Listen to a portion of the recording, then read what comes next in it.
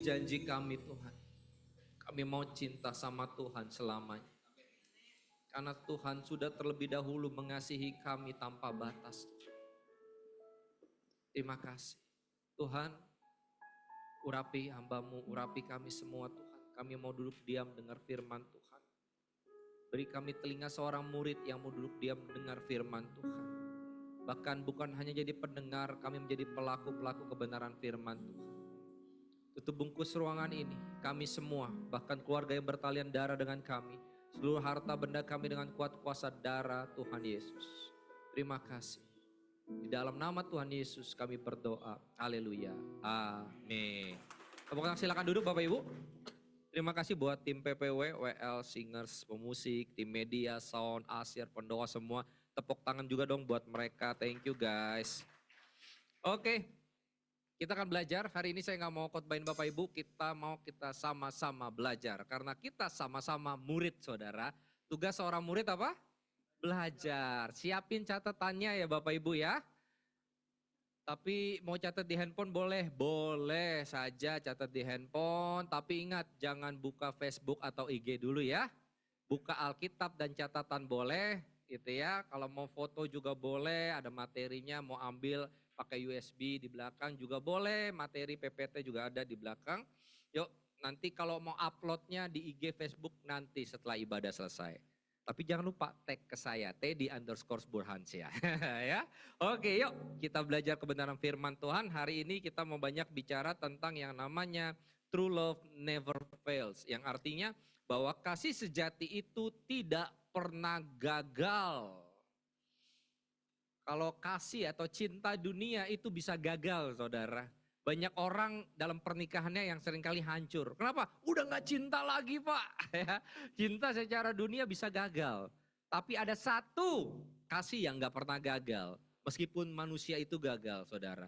Yaitu kasihnya Tuhan buat kita. Amin. Dia tidak pernah gagal mengasihimu Bapak Ibu.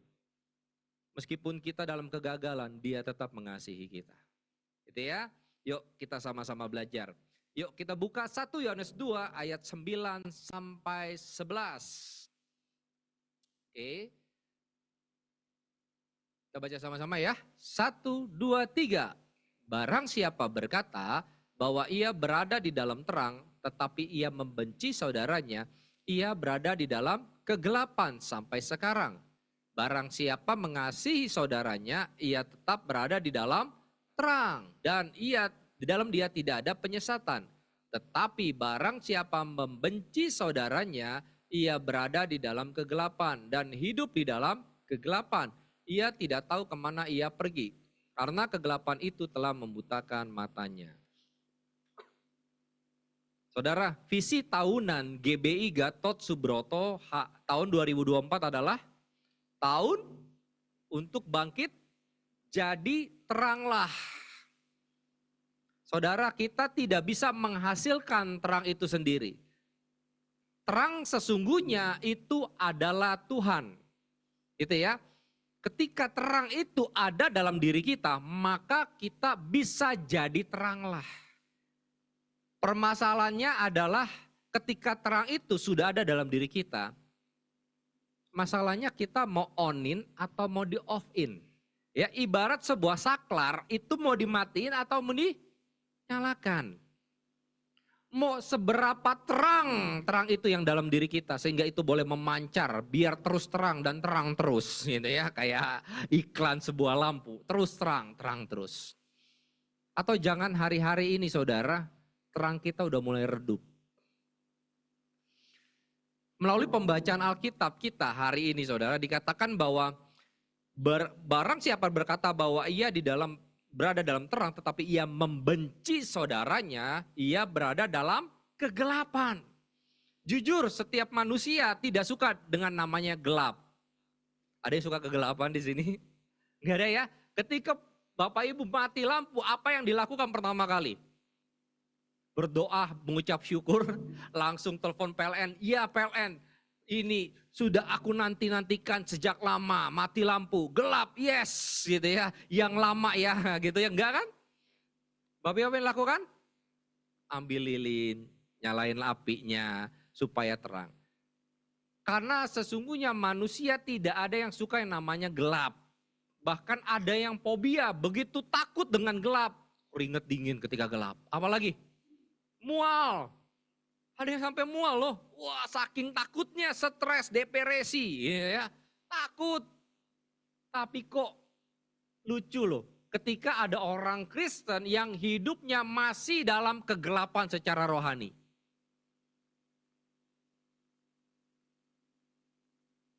Yaitu dengan hidup apa? Saling membenci satu sama lain. Mereka dikatakan hidup dalam kegelapan. Di sini kayaknya nggak ada kok yang masih membenci ya. Sini mengasihi semua kayaknya jemaatnya ya. Halo? Kalau dikatakan orang yang membenci saudaranya hidup dalam kegelapan. Saudara, kita tidak bisa cegah orang lain untuk tidak berbuat jahat sama kita. Kita tidak bisa cegah orang lain untuk tidak mengecewakan kita. Meskipun kita pasang tulisan besar-besar, please don't hurt me. Pasti ada yang hurt kita, betul gak? Kita tidak bisa cegah burung terbang di atas kepala kita. Tapi kita bisa cegah ketika burung itu mau bersarang di atas kepala kita. Artinya apa? Kita tidak bisa cegah orang lain untuk tidak mengecewakan kita. Tapi kita bisa cegah ketika kekecewaan, sakit hati, kebencian itu mau bersarang di hati dan pikiran kita Bapak Ibu. Dengan cara apa? Dengan cara enggak, saya mau memilih hari ini, saya untuk memilih mengasihimu. Saya enggak mau hidup dalam kebencian. Saya percaya ketika kita memilih untuk mengasihi, maka terang kita akan terus terang menderang saudara.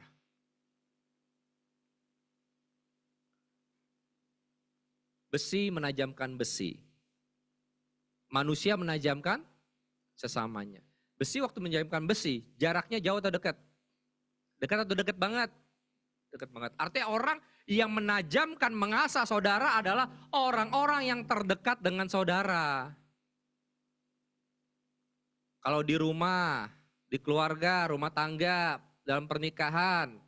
Suami, orang yang terdekat dengan Anda siapa? Jangan lihat saya dong, lihat istrimu, bilang kamu orangnya. Betul ya? Yang istri-istri siapa? Ya suamimu. Orang tua dengan anak. Kalau gereja siapa? Ya gembala dengan pengerjanya, rekan pengerja satu sama lain, saling sikut, gesekan satu sama lain. Kita nggak bisa cegah. Tapi kita bisa cegah ketika aduh mau kecewa, mau benci itu mau datang, mau bersarang lama-lama di hati pikiran kita bisa cegah. Enggak, hari ini saya mau milih, saya mau mengampuni dan mengasihi kembali. Karena saudara, sekali lagi untuk kita bisa mengasihi orang yang gak sempurna itu susah, sulit. Makanya kita perlu kasih yang sempurna. Mengasihi orang yang gak sempurna, itu kadang-kadang menimbulkan luka, betul ya? Aduh Pak, ini orang yang saya kasihi Pak, aduh dia nusuk dari belakang Pak, aduh sakit. Aduh Pak istri saya, aduh sakit suami saya. Makanya saya mau katakan gini, terluka adalah bagian dari cinta.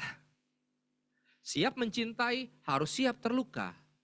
Kenapa? Karena kita mencintai, mengasihi orang yang gak sempurna. Tapi jangan berhenti sampai situ. Waktu Anda siap mencintai, Anda harus siap terluka. Siap terluka harus siap mengampuni. Siap mengampuni harus siap mengasihi kembali. Saya ulang ya. Siap mencintai, siap terluka. Siap terluka harus siap mengampuni. Siap mengampuni harus siap mengasihi. Saya sering bilang sama istri saya, aku memang bukan orang yang sempurna. Tapi melalui kehadiranmu lah yang membuat aku jadi sempurna. Sweet gitu ya. Iya saudara, kita ini ada saudara diproses oleh orang-orang yang dekat sama kita. Kita diasah, tapi permasalahannya bagaimana respon kita. Kita mau membenci atau kita mau mengasihi saudara. Yuk hari ini yuk kita belajar untuk jadi teranglah. Ternyata kita perlu yang namanya kasih, saudara. Ya, oke. Karena saya percaya hari-hari ini saudara, isi hatinya dari Tuhan Yesus, Great Concern of Jesus itu adalah Great Commission. Apa itu Great Commission? Amanat agung. Oke. Nah, kalau saudara percaya bahwa Roh Kudus ada tinggal dalam hati kita, maka saya percaya pikirannya Tuhan, perasaannya Tuhan, isi hatinya Tuhan juga ada dalam pikiran, perasaan, dan hatinya kita, saudara. Kita selaras dengan dia. Kenapa? Karena dia tinggal dalam kita. Oke? Boleh next PowerPoint-nya. Bahwa dikatakan Great Concern of Jesus hari-hari ini adalah Great Commission. Isi hatinya Tuhan, Great Commission hari-hari ini itu untuk menuntaskan amanat agung. Gembala sidang kita mendapatkan saudara, yuk hari-hari ini sampai tahun 2033 kita fokus kepada penuntasan amanat agung. Bahkan bukan hanya gembala sidang kita, segala aliran gereja, Injili, Katolik, Pentakosta, Karismatik sama-sama bergandengan tangan demi tujuan yang sama saudara. Demi visi yang sama, isi hatinya Tuhan, yaitu apa? Tuntaskan yuk amanat agung yuk.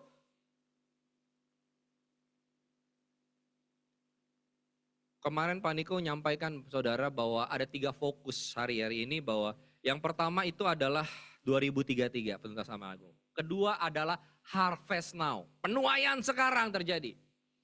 Yang ketiga adalah Jesus for everyone. Tuhan Yesus itu bagi semua orang saudara. Bukan hanya bagi buat orang Kristen saudara. Yuk beritakan Tuhan Yesus hari-hari ini. Seringkali kita sering bilang, yuk bawa jiwa kepada gereja, yuk bawa jiwa yuk.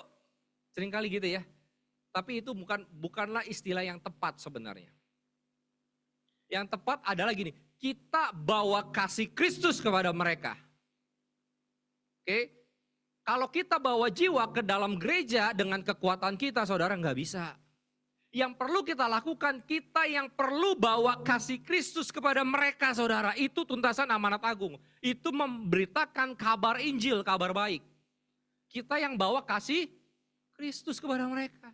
Kalau kita nggak bawa kasih Kristus, bagaimana jiwa itu mau datang ke gereja, saudara? Kita dulu yang bawa kasih Kristus. Wow, ketika mereka ketemu dengan Kristus, mereka diubahkan. Baru mereka tanya, Pak Riki, emang gerejanya di mana? Oh, di Mangga 2 WTC lantai LG. Mau ikut dong. Anda dulu yang apa? Bergerak bawa kasih Kristus, bawa kuasa Kristus, kenalkan kepada mereka, saudara. Great Commission ini dasarnya harus namanya Great Commandment. Great Commandment adalah perintah agung, saudara. Saudara nggak bisa melakukan, menuntaskan amanat agung kalau tidak didasari dengan namanya Great Commandment. Apa itu Great Commandment? Dalam Matius 22, Guru, hukum manakah yang terutama dalam hukum Taurat? Jawab Yesus kepadanya, kasihilah Tuhan Allahmu dengan segenap hatimu dan dengan segenap jiwamu dan dengan segenap akal budimu. Itulah hukum yang terutama dan yang pertama. Dan hukum yang kedua yang sama dengan itu ialah kasihilah sesamamu manusia seperti dirimu sendiri. Pada kedua hukum inilah tergantung seluruh hukum Taurat dan kitab para nabi. Saudara, tanpa kasih kita nggak mungkin bisa punya kepedulian, belas kasihan kepada jiwa-jiwa, saudara. Betul ya? Tanpa kasih kita nggak bisa. Makanya dasarnya untuk kita menuntaskan amanat agung, kita perlu yang namanya kasih, saudara. Saudara tahu bahwa seluruh hukum Taurat dan kitab para nabi ini tergantung dengan nama hukum yang namanya hukum kasih. Artinya segala hukum di luar hukum kasih itu dosa, saudara. Dasarnya hukum Taurat, kitab para nabi harus didasari dengan namanya hukum kasih. Saudara juga tahu kak bahwa Alkitab saudara yang Bapak Ibu baca, dibaca gak setiap hari Alkitab? Itu ditulis 1600 tahun lamanya. Dari kitab Kejadian sampai Wahyu. Ditulis berapa lama? 1600 tahun oleh 40 penulis kurang lebih yang berbeda-beda. Berbeda latar belakangnya, zamannya berbeda gitu ya. Dan mereka nggak saling janjian satu sama lain. Bahkan ada yang nggak saling kenal karena hidup di zaman yang berbeda. Kalau seandainya hari ini kita flashback 10 tahun yang lalu, beda gak zamannya? Beda banget ya. 10 tahun yang lalu mungkin internet nggak secanggih ini hari-hari ini, betul ya? Handphone, smartphone, wah semua. Bahkan TV aja juga begitu saudara. Smart TV sekarang ada ya. Dulu yang modelnya TV cembung saudara, sekarang tipis-tipis sama seperti handphone gitu ya. Internet dulu saya ingat saudara pertama kali itu 1 giga cukup untuk 1 bulan. Hari ini cukup gak? Nggak cukup saudara, kadang 12 giga gitu juga pasti nambah. Itu ya, pasang wifi di rumah, zaman udah berbeda. Betul ya? Nah luar biasanya begini, Alkitab meskipun zamannya berbeda, 40 penulis nggak saling kenal, tapi punya benang merah yang sama. Inti cerita yang sama yaitu menceritakan tentang kasih Yesus saudara. Luar biasa gak saudara? Halo? Saudara kalau hari ini saya kasih PR, oke Bapak Ibu tulis cerita bebas. Ada yang mau nulis sastra silakan, sejarah silakan, mau puisi silakan, mau apa lagi terserah. Minggu depan dikumpulin ya ke Pak Riki. Kira-kira punya benang merah yang sama gak? Halo? Susah ya? Tapi kok Alkitab bisa saudara? Alkitab ditulis beda saudara zamannya. Kok bisa punya benang yang merah? Yang sama, jawabannya saya satu, saya percaya. Kenapa? Karena penulis ini waktu dia menulis Alkitab, dia diilhami dengan Roh Kudus. Amin. Wah dahsyat saudara. Tepuk tangan dong buat Tuhan kita yang luar biasa. 40 penulis berbeda-beda punya inti yang sama saudara. Makanya saudara baca Alkitabnya. Ini berotoritas saudara. Sebelum baca berdoa dulu minta tuntunan. Minta pengilhaman apa Tuhan. Dibaca Alkitabnya. Harus saudara. Ya, Alkitab mengintisarikan tentang yang namanya kasih Kristus. Wah. Dahsyat. Oke. 1 Yohanes 4 ayat 8 mengatakan barang siapa tidak mengasihi ia tidak mengenal Allah.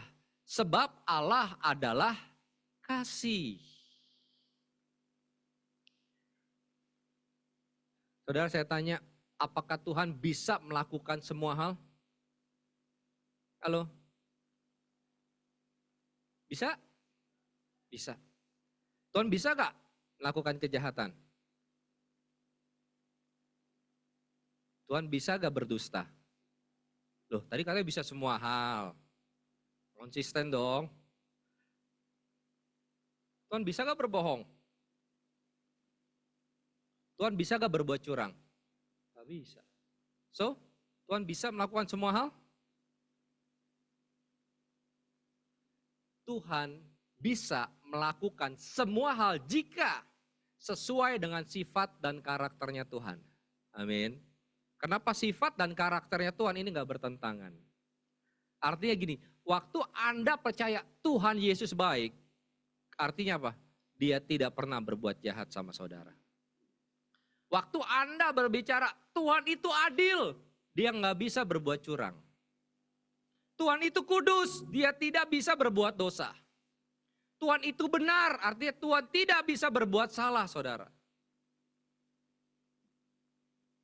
Makanya kita harus punya pemahaman cara pandang yang utuh tentang Tuhan. Ketika kita punya cara pandang yang utuh dengan Tuhan, saya percaya kita bisa bersyukur selalu sama Tuhan. Waktu Anda menghadapi masalah saudara, Anda nggak berprasangka buruk sama Tuhan dengan bilang, Tuhan jahat, Tuhan nggak adil sama saya. Loh, Tuhan bisa emang berbuat tidak adil? Enggak. Tuhan bisa emang berbuat jahat? Enggak. Tapi ketika Anda punya cara pandang yang benar, ketika ada masalah, Anda tetap bisa bilang gini, Tuhan Yesus baik. Wah, Tuhan tetap adalah kasih. Kenapa? Karena Anda punya cara pandang yang benar. Nah hari ini kita mau belajar tentang sifat karakternya Tuhan, yaitu yang adalah kasih saudara.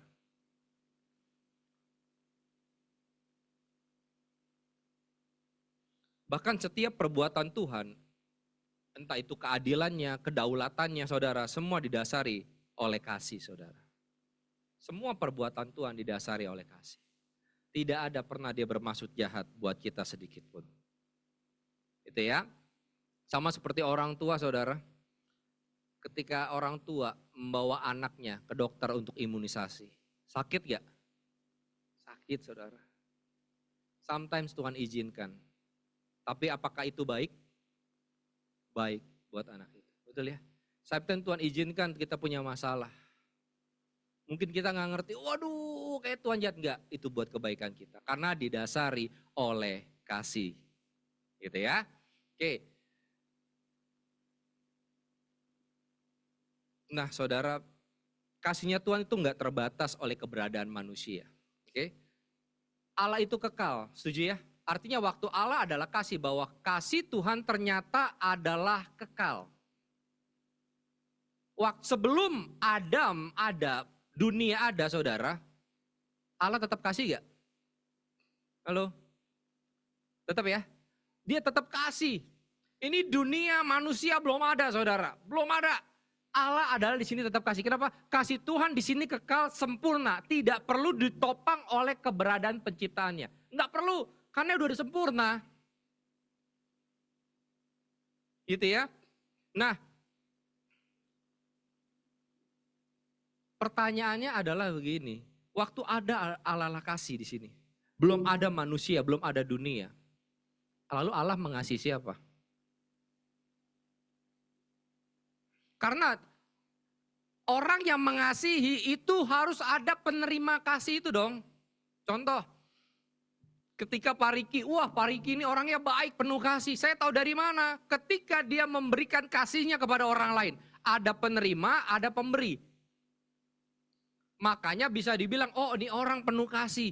Kenapa? Karena dia sudah memperlihatkan kasihnya, memberi kasihnya kepada orang lain.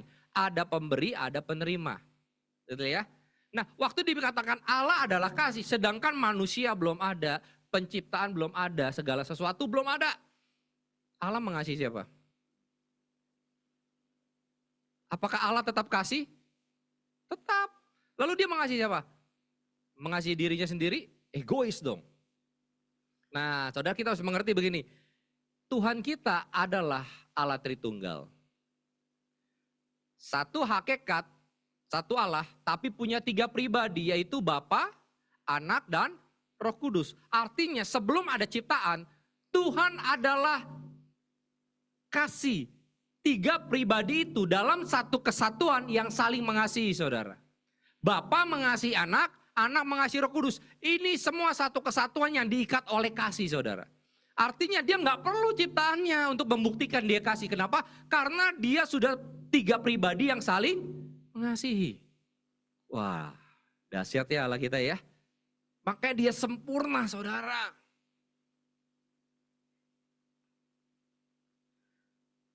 Allah kita ada berapa? 1 atau 3? Halo? Kita hanya 1 Allah, tapi bermanifestasi mempunyai 3 pribadi. 1 itu bukan berarti 1 tunggal selalu. 1 itu bukan berarti 1 tunggal. Contoh, hari ini Bapak Ibu, yuk kita 1 suara bilang amin. Yuk 1, 2, 3. Suaranya lemes amat. 1 suara bilang amin yuk. 1, 2, 3. 1 suara bilang amin. Terdiri dari beberapa suara? Banyak. Padahal saya bilang 1 suara tadi ya. Makanya 1 itu tidak berarti harus tunggal. Makanya Allah kita Tritunggal, 1 kesatuan. Bahasa Ibrani-nya adalah ehad, 1 kesatuan. Contoh lagi, 1 pasang sepatu. Sepatunya ada berapa? 2 kiri kanan, betul ya? Bisa gak dipisahin satu sama lain? Sama. Tritunggal, 1 kesatuan adalah 1 pribadi yang beda-beda, tapi tidak bisa dipisahkan. Itu Tritunggal. Bapa beda dengan anak, anak beda dengan Roh Kudus. Tapi hakikatnya sama, yaitu Allah. Nggak bisa dipisah-pisahin. Itu ya. Dan mereka ini saling mengasihi satu sama lain. Wah, kasih Tuhan tuh nggak berubah. Gini, waktu Bapak Ibu baca Alkitab, pelayanan itu tidak menambah kasih Tuhan buat saudara. Enggak, dia tetap enggak berubah kasihnya. Bahkan Bapak Ibu gagal juga tidak mengurangi kasih Tuhan buat saudara. Karena kasihnya tetap. Waktu Bapak Ibu pelayanan, baca Alkitab, itu tidak menambah kasih Tuhan. Tetapi Anda yang bertumbuh dalam kasihnya Tuhan. Saudara yang harus bertumbuh terus dalam kasihnya Tuhan. Semakin hari saudara semakin mengasihi Tuhan. Amin. Gitu ya. Nah, ketika kita tahu kita harus bertumbuh dalam kasihnya Tuhan, maka kita harus namanya yang tadi membaca Alkitab. Kita harus punya hubungan secara pribadi sama Tuhan. Oke. Nah, setelah Tuhan sudah sempurna di sini, dia nggak perlu keberadaan ciptaannya, saudara. Pertanyaan selanjutnya adalah begini. Kenapa dia toh ciptain manusia? Loh kan Tuhan nggak perlu manusia untuk membuktikan dia adalah kasih ya. Karena dia sudah saling mengasihi. Tapi kok kenapa Tuhan ciptain manusia, saudara? Alasannya cuma satu, kenapa Tuhan ciptakan manusia? Alasannya adalah kasih. Gak ada hal yang lain, saudara.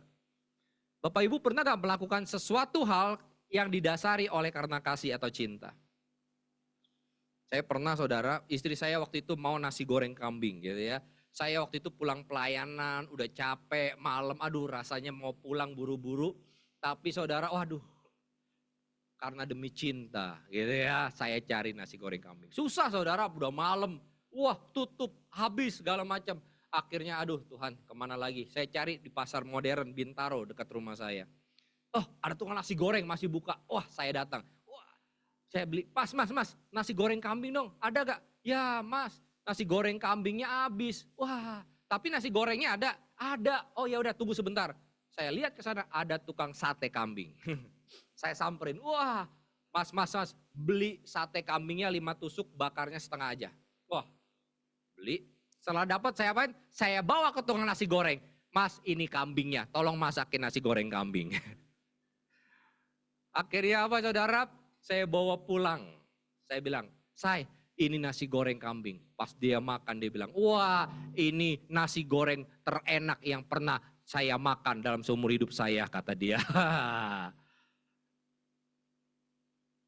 Dia belum tahu ini saudara. Kenapa begitu enak? Bukan kambingnya, bukan nasi goreng. Kenapa? Karena cintanya saudara ya.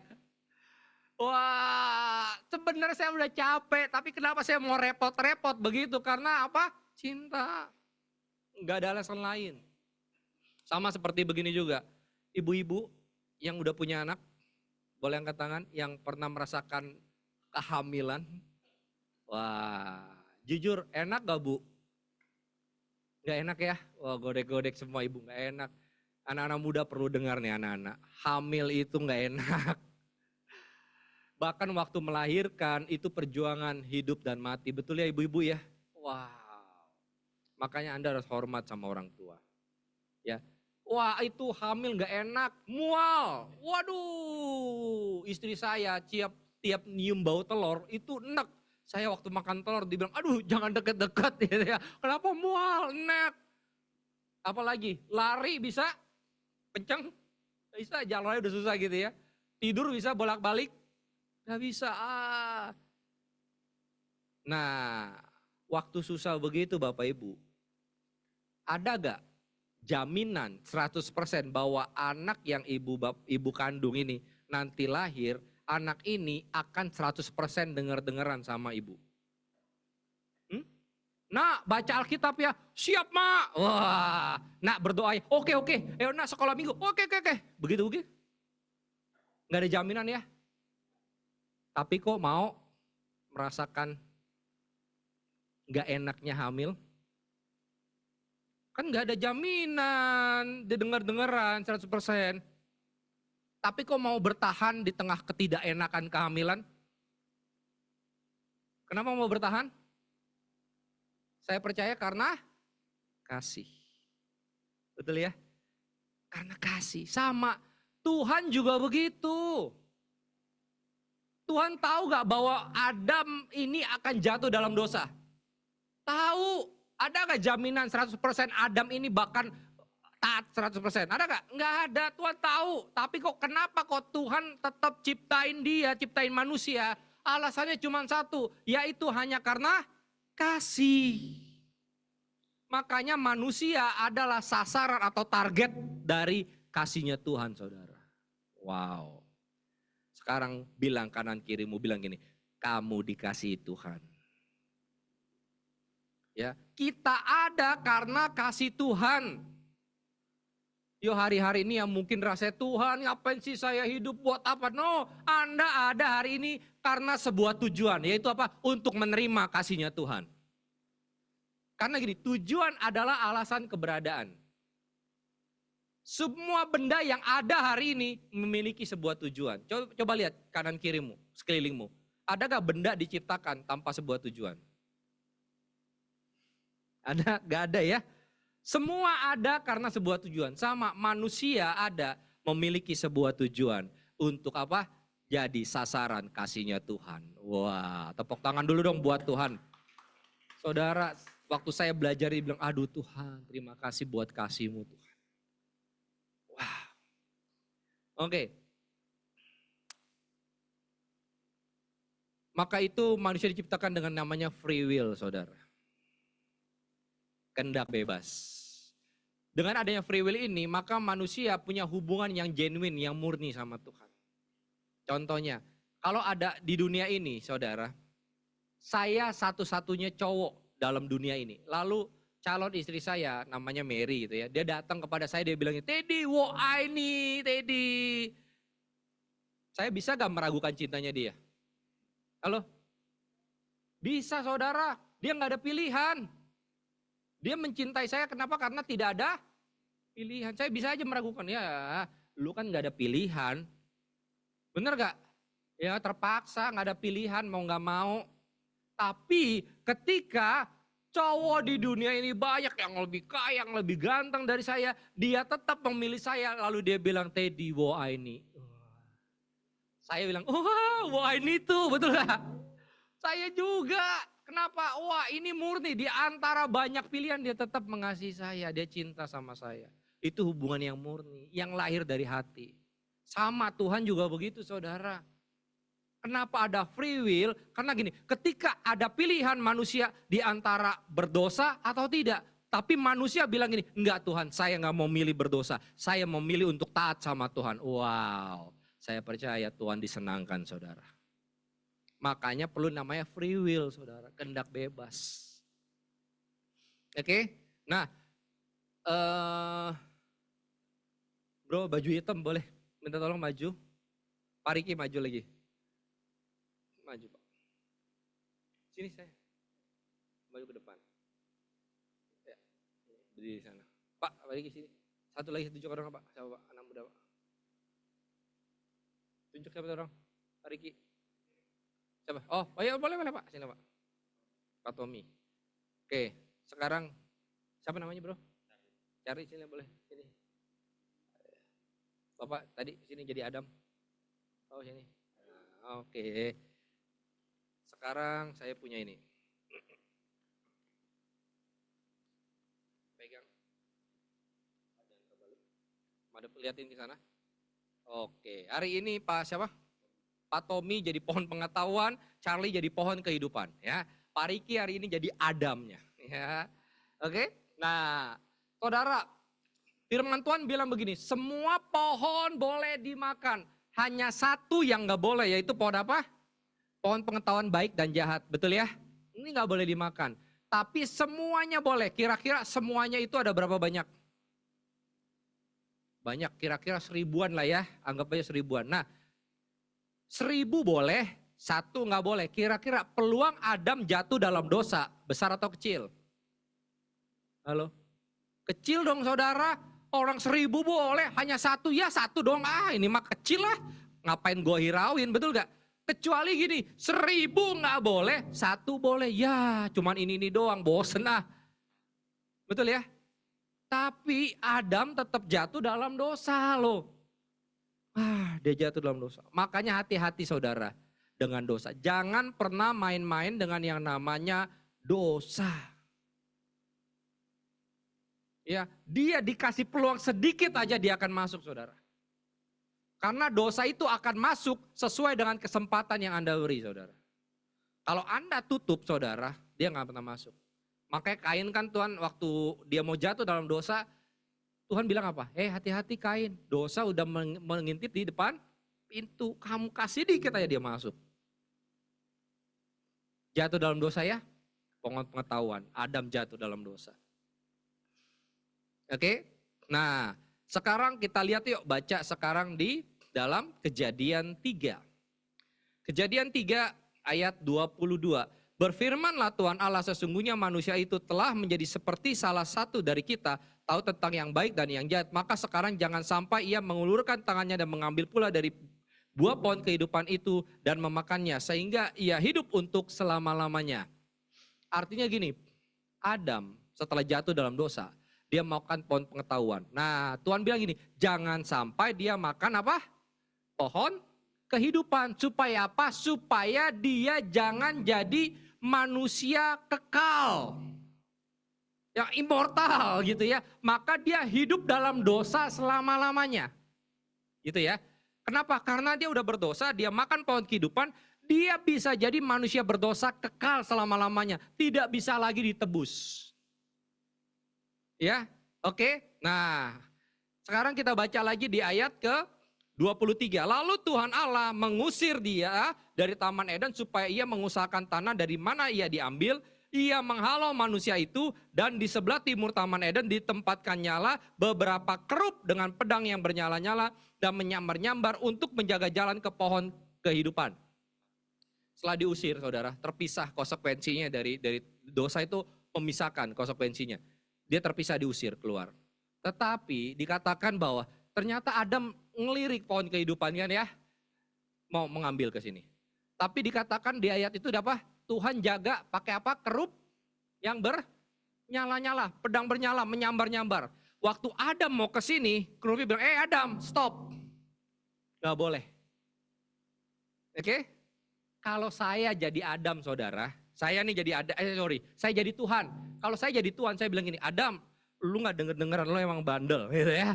Lu bandel, ya udah, lu makan pohon kehidupan biar lu mati selama-lamanya deh. Bener gak kalau kita jadi Tuhan ya? Biar lu rasain tuh, lu makan tuh, biar mati sekalian. Tapi Tuhan enggak tuh. Tuhan bilang gini, Adam, no Adam. No, dia jagai dengan kerup, saudara. No, kenapa? Karena Tuhan bilang gini, nanti Adam, aku akan menembusmu. Amin. Makanya saudara, kasih Tuhan ini gak pernah terhalang oleh dosa, kuasa dosa, saudara. Dia tetap jagai Adam dengan kasihnya. Amin. Wow. Boleh tepuk tangan dulu dong buat mereka bertiga. Silakan. Terima kasih Pak. Kasih bro. Itu kasih Tuhan buat kita. Makanya saya mau katakan our sin was great but God's love was greater. Dosa kita memang besar dampaknya. Tapi ingat, kasih Tuhan tidak pernah terbatas oleh kuasa dosa. Kasih Tuhan lebih besar dari kuasa dosa. Dosa memang menghalangi manusia ketemu sama Tuhan. Tapi dosa tidak pernah menghalangi Tuhan ketemu sama manusia. Kenapa? Karena kasihnya terlalu besar, saudara. Hari ini kalau kita semua ada hari ini, saudara. Itu semua karena kasihnya Tuhan, saudara. Hari ini kalau yang merasa, Tuhan, aduh saya masih berdosa Tuhan, saya belum begini, saya belum begitu. Saya mau bilang Bapak Ibu, kasih Tuhan lebih besar. Anda tinggal meresponi, minta ampun sama Tuhan. Datang sama Tuhan. Saudara, kalau langit ini ibaratkan kanvas. Air di samudra ibaratkan sebuah tinta. Pohon di hutan, segala pohon hutan di dunia ibaratkan sebuah pena. Tetap tidak akan bisa melukiskan betapa besarnya kasih Tuhan buat kita. Ya, karena betapa panjang, dalam, dan lebarnya kasih Tuhan itu gak pernah terukur, saudara. Itu kasih Tuhan buat kita. Gitu ya. Oke. Nah, kasih Tuhan ini Allah yang adalah kasih. Manusia sudah jatuh dalam dosa dan kasih Tuhan tidak terbatas oleh kuasa dosa. Tuhan menyatakan kasihnya, saudara, Lewat apa? Pribadi yang bernama Yesus Kristus. Ingat sekali lagi, dosa tidak menghalangi Tuhan menyatakan kasih-Nya. Waktu pertama kali Adam jatuh dalam dosa, Tuhan yang melangkah turun, berinisiatif cari manusia. Adam, di mana engkau? Betul ya? Dan kasih Tuhan dinyatakan juga Allah yang berinisiatif turun jadi manusia untuk mencari manusia. Makanya bedanya kekristenan dengan agama di luar kekristenan adalah usaha inisiatif Tuhan yang cari manusia. Di luar kekristenan, usaha manusia untuk cari Tuhan, saudara. Dalam keberdosaannya manusia tidak bisa cari Tuhan yang benar. Mesti Tuhan dulu yang memperkenalkan diri, yang menyatakan dirinya, saudara. Waktu Tuhan menyatakan kasih-Nya, saya percaya Tuhan mau kasih lihat, menunjukkan. Oh, begini toh kasih sejati itu. Waktu dia mati di kayu salib, dia ingin menunjukkan begini loh kasih tanpa syarat, begini loh kasih agape. Dia ingin menunjukkan bahwa kasih agape itu ternyata masih ada. Hari-hari ini banyak orang yang skeptis. Beneran masih ada cinta sejati, kasih sejati masih ada beneran. Gue gak percayalah. No, kematian Yesus di kayu salib menunjukkan bahwa kasih sejati itu masih ada, saudara. Dan kasih sejati ini yang memungkinkan kita untuk kita bisa mengasihi sesama yang gak sempurna tadi. Dia adalah pribadi yang untuk dikenal, saudara, bukan hanya untuk kita ketahui, saudara. Saya pernah makan di restoran Padang, ada sebuah quotes bilang begini, mengetahui itu dengan akal budi, tapi mengenal itu dengan hati. Saudara, Yesus adalah pribadi untuk dikenal, bukan sekedar untuk diketahui. Saudara, perlu gak belajar tentang Yesus? Perlu.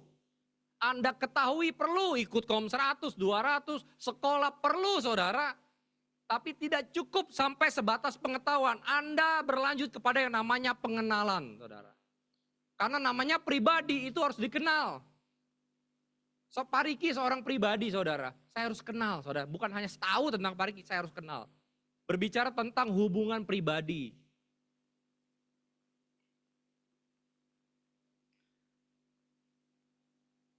Makanya jangan sok merasa dekat sama Tuhan. Kalau tidak pernah tinggal tetap di dalam kasih-Nya Tuhan. Banyak orang Kristen hari-hari ini yang SKSD sama Tuhan. Tahu? So kenal, so dekat sama Tuhan.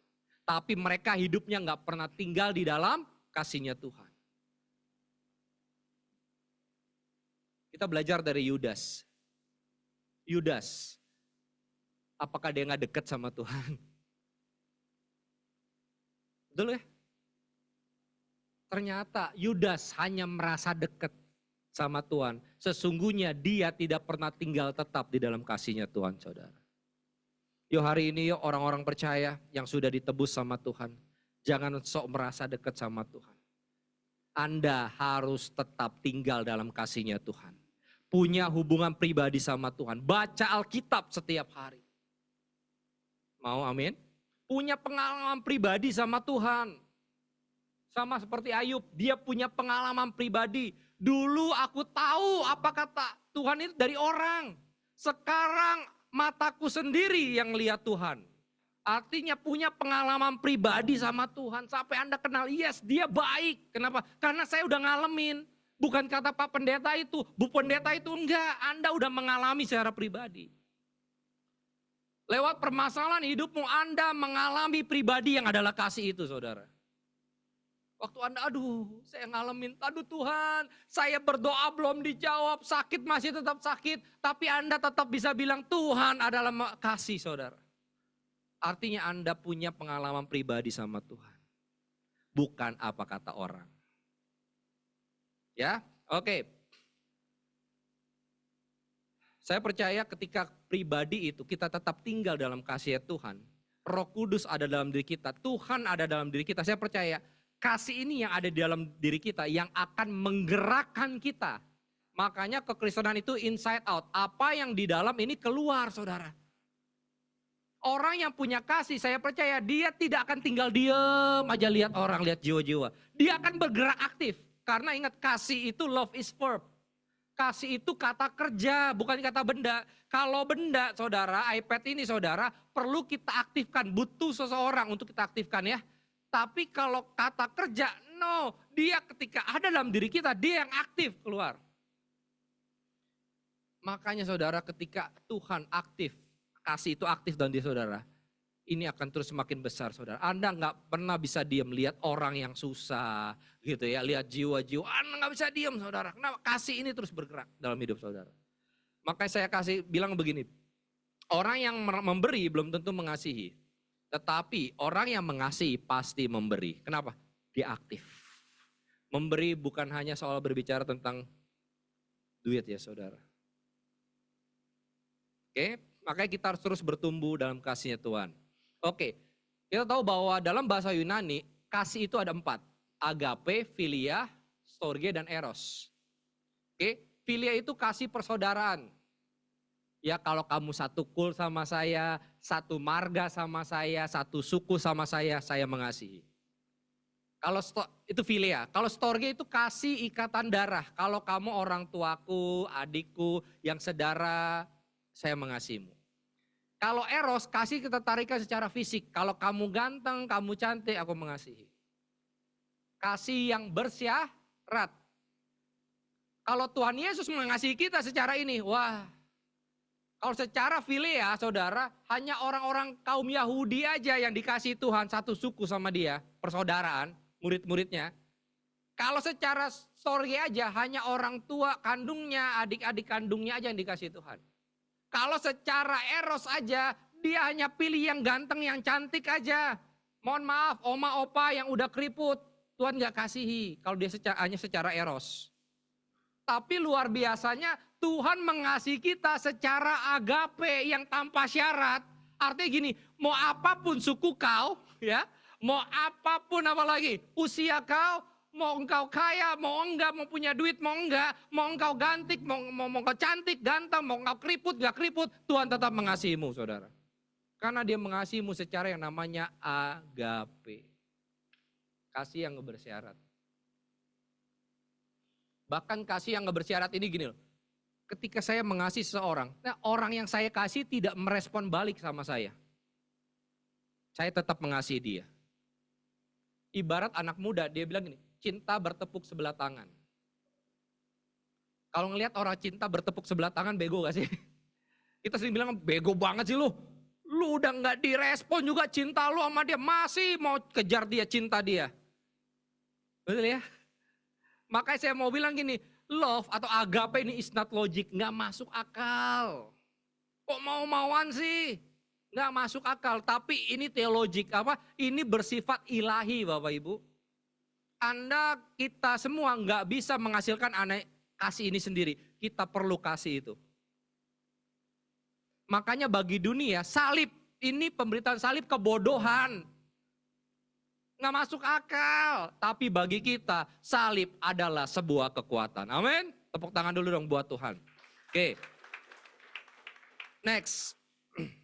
Nah, setelah kita tahu kita dikasihi begitu sangat, maka tugas kita untuk kita mengasihi. Ingat prinsip orang Kristen, dikasihi untuk mengasihi. Dilayani untuk melayani. Diberkati untuk memberkati. Kita terima dulu saudara, baru kita kasih ke orang lain. Kita tidak bisa kasih sesuatu ke orang lain kalau kita tidak punya sesuatu itu, betul gak? Selama kita gak punya, kita gak bisa.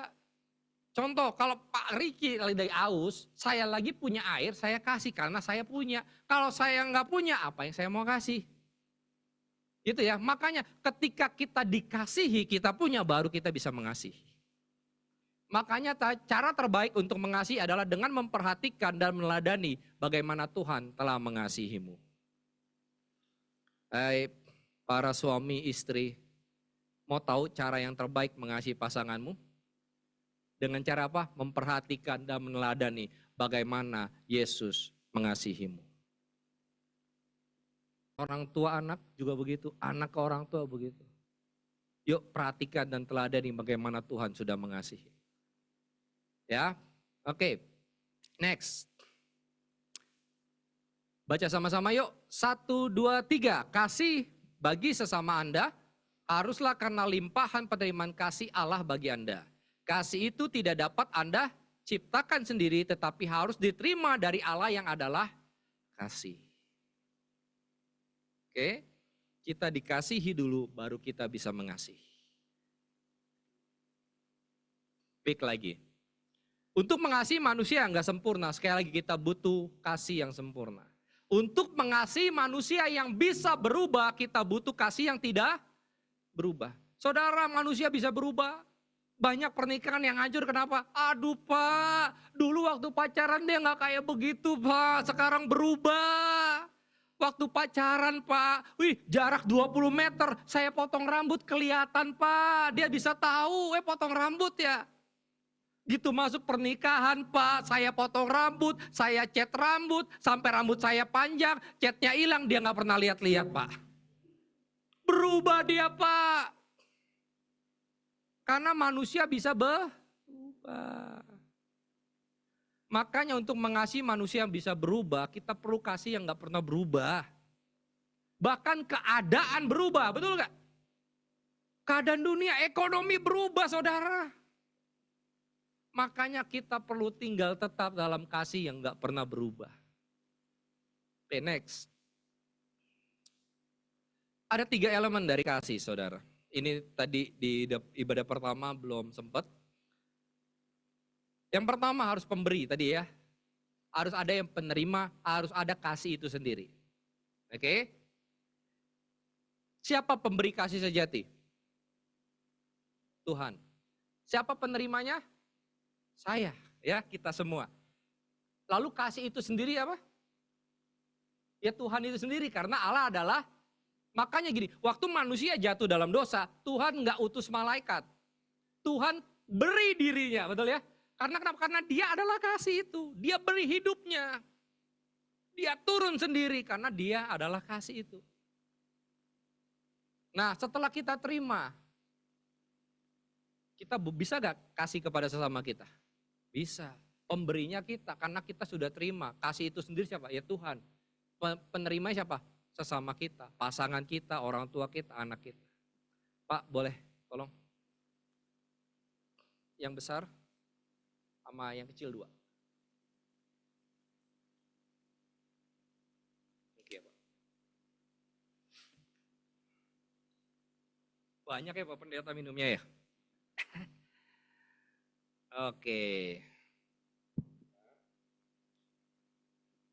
Oke, ini ibaratnya saudara, kasih saya penuh. Ya, ini di dalamnya isinya kasih Tuhan. Wah saya penuh sama Tuhan.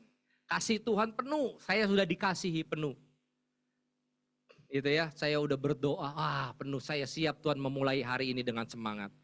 Ya, karena kasih Tuhan kan selalu baru setiap pagi kan, penuh. Wah, saya bangun, saya berdoa, saya mandi, saya bangunin anak saya. Nak, sekolah yuk. Oh nggak mau, wah nangis-nangis. Waduh, saudara kira-kira anak seperti ini kita kasihi gak? Halo? Kita kasih dong, kasih ini ke anak kita ya. Kasih gak?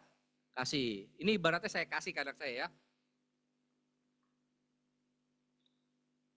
Dah, udah selesai, pergi ke kantor. Pergi ke kantor, rekan kerja fitnah kita. Aduh, kesel gak? Kesel. Mau benci atau kasihi? Yakin? Kasih lagi saya kasih. Aduh. Sekalian haus memang. Aduh udah beres, selesai dengan baik. Pulang, wah Jakarta macet.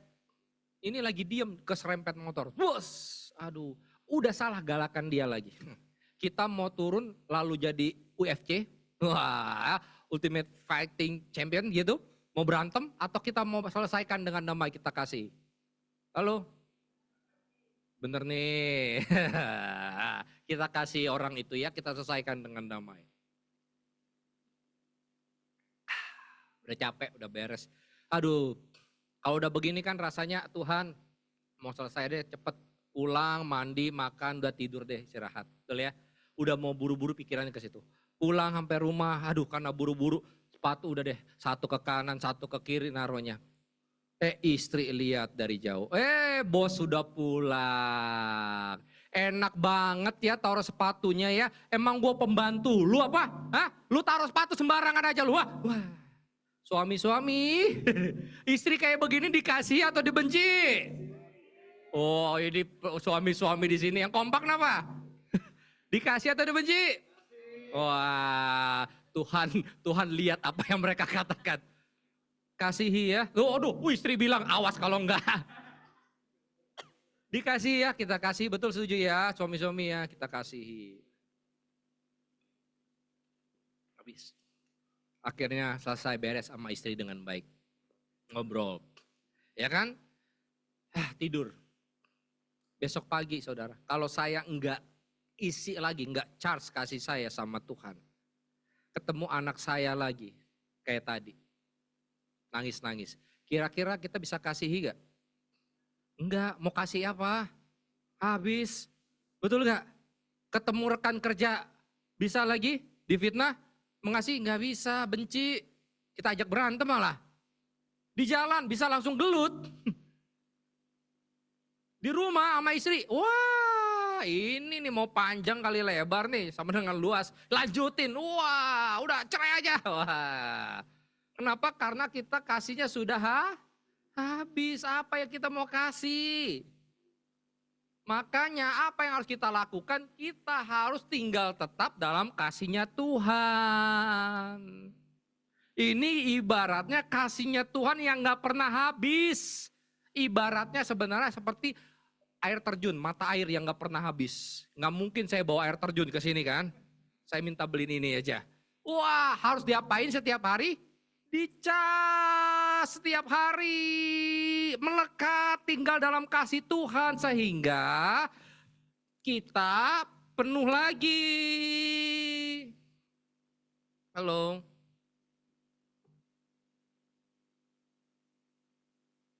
Sehingga kita bisa penuh lagi. Makanya firman Tuhan gini Bapak Ibu, kesusahan satu hari cukup untuk satu hari. Anda tidak bisa menyelesaikan masalah Anda hari ini dengan kekuatan Anda kemarin. Begitu juga Anda tidak bisa menyelesaikan masalah Anda besok dengan kekuatan Anda hari ini. Makanya firman Tuhan kesusahan sehari cukup untuk satu hari. Anda perlu apa? Tetap tinggal dalam kasih-Nya terus. Tinggal. Amin. Tepuk tangan dulu dong buat Tuhan. Anda perlu dicas setiap hari sama Tuhan. Melekat sama Tuhan. Oke? Karena hari-hari ini banyak kasih yang sudah jadi dingin. Matius 24 ayat 12. Dan karena makin bertambahnya kedurhakaan, maka kasih kebanyakan orang akan menjadi dingin. Banyak orang yang kasihnya sudah dingin, sudah habis. Banyak pernikahan yang kasihnya sudah dingin. Udah, saya nggak cinta lagi. Banyak orang yang ikut Tuhan kasihnya sudah dingin. Akhirnya ikut Tuhan hanya sekedar rutinitas. Banyak orang yang melayani Tuhan kasihnya sudah dingin. Sehingga apa? Melayani Tuhan hanya sekedar rutinitas. Yuk hari ini yuk pastikan Anda ikut Tuhan dengan kasih yang bergairah saudara. Kasih yang penuh saudara. Mau? Makanya ayat terakhir dikatakan bahwa Imamat 6 ayat 12a, api yang di atas mezbah itu harus dijaga supaya terus menyala, jangan dibiarkan padam. Api kasihmu jangan dibiarkan padam saudara. Harus terus menyala full.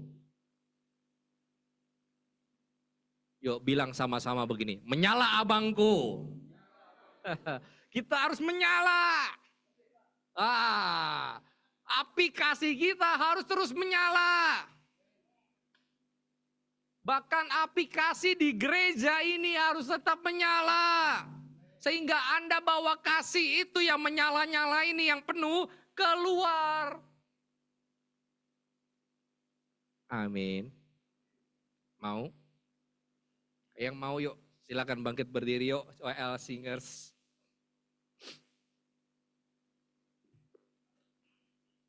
Kita nyanyi sebuah lagu lama saudara, dengan segenap hatiku.